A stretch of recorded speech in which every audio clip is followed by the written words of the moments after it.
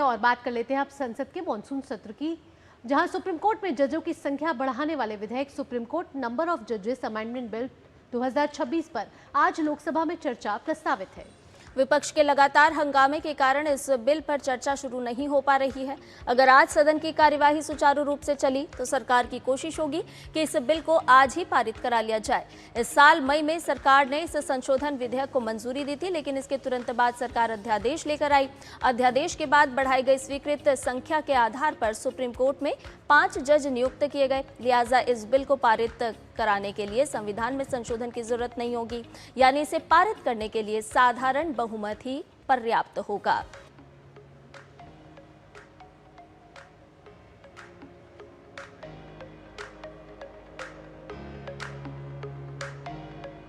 बात अब उच्च सदन यानी कि राज्यसभा की कर लेते हैं। विपक्ष के लगातार हंगामे के कारण गृह मंत्री अमित शाह राष्ट्रगीत वंदे मातरम के अपमान पर सजा के प्रावधान से जुड़ा संशोधन बिल पेश नहीं कर पाए हैं। क्या आज संसद में काम होगा, ये एक बड़ा सवाल है। वैसे आपको बता दें कि राष्ट्रीय गौरव अपमान निवारण संशोधन विधेयक में ये प्रस्ताव किया है कि अगर राष्ट्रीय ध्वज, संविधान और राष्ट्रीय गीत के दौरान किसी भी तरह की बाधा पैदा की गई या उसका अपमान हुआ तो उसे आपराधिक कृत्य माना जाएगा और इसके लिए 3 साल तक की जेल हो सकती है। ये बिल अगर संसद से पारित हो जाता है तो ये 1971 में बने कानून की जगह लेगा। इसके लागू हो जाने के बाद वंदे मातरम को वही कानूनी दर्जा और संरक्षण मिल जाएगा जो वर्तमान में जन गण मन यानी कि राष्ट्रगान को हासिल है।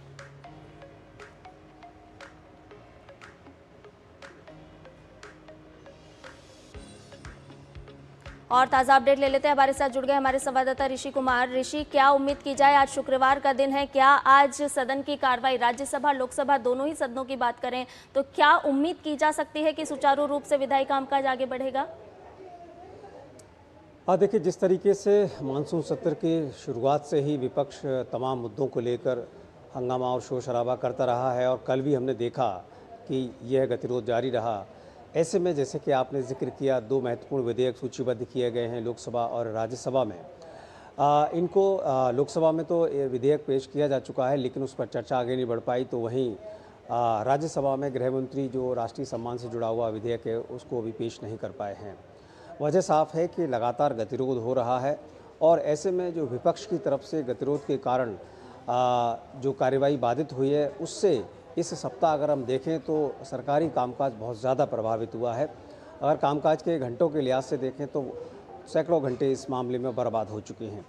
ऐसे में बात ये बनती है कि आज अगर इस मसले को देखें तो क्या ये कार्रवाई आगे बढ़ पाएगी। तो जिस तरीके से तेवर विपक्ष के दिखाई दे रहे हैं, कल रात को भी कांग्रेस के जो नेता हैं वो गांधी स्मृति पे जाकर धरना प्रदर्शन उन्होंने किया और जिस तरीके की खबरें आ रही हैं लगातार वो शिक्षा मंत्री के इस्तीफे को लेकर प्रदर्शन कर रहे हैं। हालांकि सरकार ने इस बात को स्पष्ट कर दिया है कि नीट से जुड़े हुए मसले पर वो चर्चा के लिए तैयार है और इस चर्चा के माध्यम से देश के सामने वो सारी परिस्थितियां रखी जाएंगी कि क्या कारण रहे, किस तरीके से कार्रवाई की गई और उसके बाद जो सरकार ने जो अब तक प्रोएक्टिव एक्शंस लिए हैं, चाहे वो फास्ट ट्रैक कोर्ट के माध्यम से इस मामले में न्याय दिलाने की बात हो या फिर जिस तरीके से प्रधानमंत्री ने भी अपने बयान में साफ कहा है कि इस मामले में एक सख्त कानून लाया जाएगा।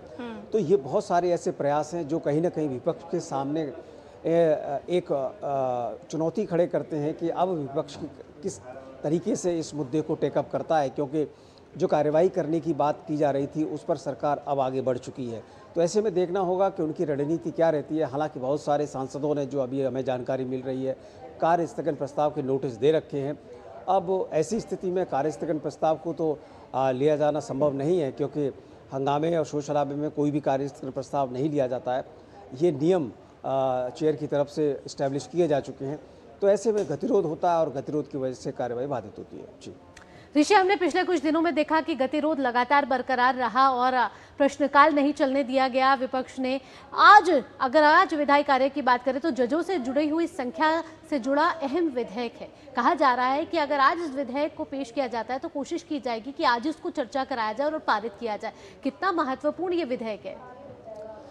देखिए, जिस तरीके से न्यायपालिका में जो बढ़ते हुए केसेस हैं, उसके बाद जो जजों की संख्या में वृद्धि की जो लगातार मांग चली आ रही थी, उसको सरकार ने संजीदगी से लिया और इसको लेकर एक अध्यादेश के माध्यम से उन्होंने जजेस की संख्या को बढ़ाने की मुहिम शुरू की और इस मामले में अब वो एक विधेयक के माध्यम से कानून के तहत इसको इस्टेब्लिश करना चाहती है, क्योंकि हम जानते हैं कि संविधान में जजेस की संख्या को लेकर प्रावधान है और जब भी इसमें बढ़ोतरी की जाती है तो ऐसे में संविधान में इसका प्रावधान करना पड़ता है और कानून में संशोधन करना पड़ता है।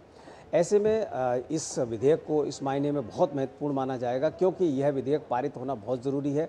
इस विधेयक के माध्यम से जजेस की जो संख्या बढ़ाई जानी है वो सुनिश्चित हो पाएगी और जो त्वरित न्याय दिलाने की जो संकल्पना है उसको इससे बल मिलेगा। इसलिए यह विधेयक बहुत महत्वपूर्ण है। सरकार इसे पेश करके इस पर चर्चा करके इसको पारित कराने के लिए संकल्पित भी दिख रही है। चलिए, बहुत धन्यवाद ऋषि, तमाम जानकारी हमसे साझा करने के लिए।